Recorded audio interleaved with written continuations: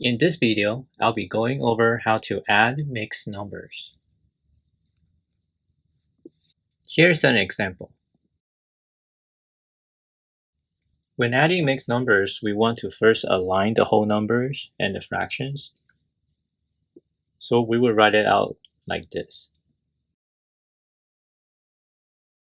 So what we're trying to do here is to add the whole numbers together and the fractions together. However, the first thing is we need to make sure that the denominators are the same.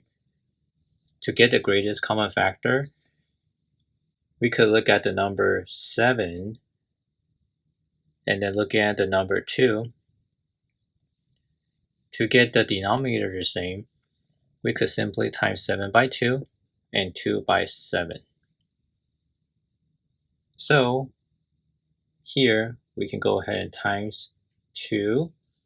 When we times the denominator by 2, we need to do the same in the numerator. And for the second fraction, the 2 need to times by 7 and the numerator by 7.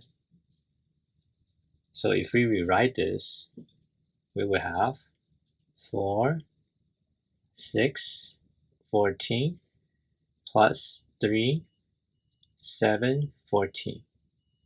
Now that the denominators are the same, we simply take 6 plus 7, and we have 13 over 14. And then the whole number 4 plus 3 would just be 7. And we can see that the fraction cannot no longer be simplified, so this would be our answer, 7 and 13 over 14. Now what about this one? So again, we'll go ahead and write this out.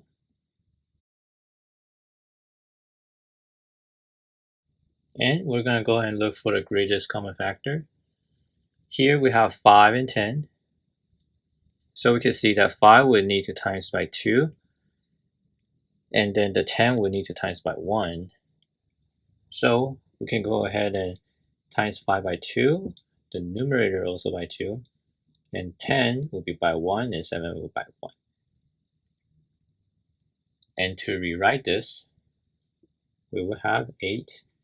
And then this will become 4, 10, and then 5, and then 7, 10. Okay, and now we can complete. 4 plus 7 is 11 over 10. 8 plus 5 is 13. We can see that the fraction is improper fraction. 11 over 10 equals 1 and 1 over 10. So you want to take the fraction and then add the whole number.